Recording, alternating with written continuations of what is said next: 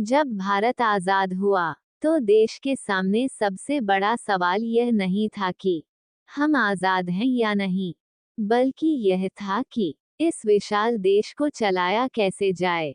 भारत में अलग अलग धर्म थे, अलग अलग भाषाएं थीं, अलग अलग सोच थी, लेकिन जरूरत थी एक ऐसे नियम की जो सबको जोड़ सके।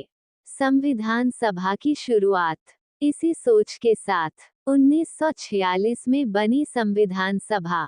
इस सभा में देश के महान नेता, विद्वान और समाज सुधारक शामिल थे। और जब बात आई संविधान लिखने की, तो इसकी जिम्मेदारी सौंपी गई डॉक्टर भीमराव अंबेडकर को। उन्होंने कहा, संविधान केवल कानून नहीं होता, वह देश के लोगों की आत्मा होता है। कठिन मेहनत और ऐतिहासिक यात्रा। संविधान बनाना आसान नहीं था।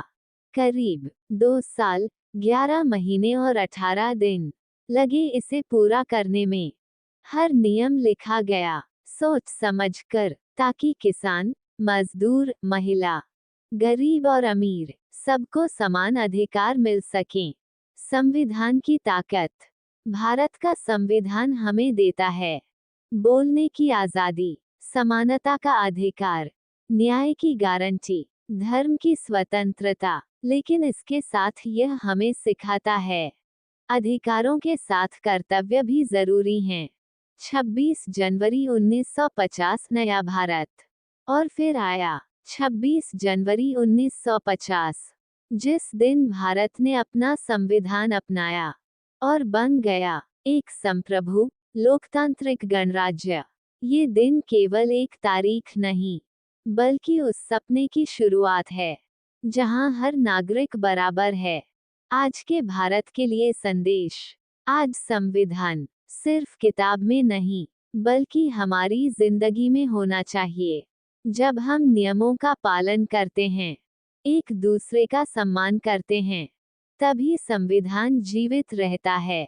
तो आइए, इस संविधान दिवस और गणतंत्र दिवस पर हम ये संकल्प लें, हम अपने संविधान का सम्मान करेंगे, अपने कर्तव्यों को निभाएंगे और भारत को एक मजबूत और महान राष्ट्र बनाएंगे। जय Hind, Vande Mataram. Hello guys, please मेरी वीडियोस को ज़्यादा से ज़्यादा लाइक कीजिए, सब्सक्राइब कीजिए, प्लीज़ गाइस शेयर कीजिए, मुझे सपोर्ट कीजिए।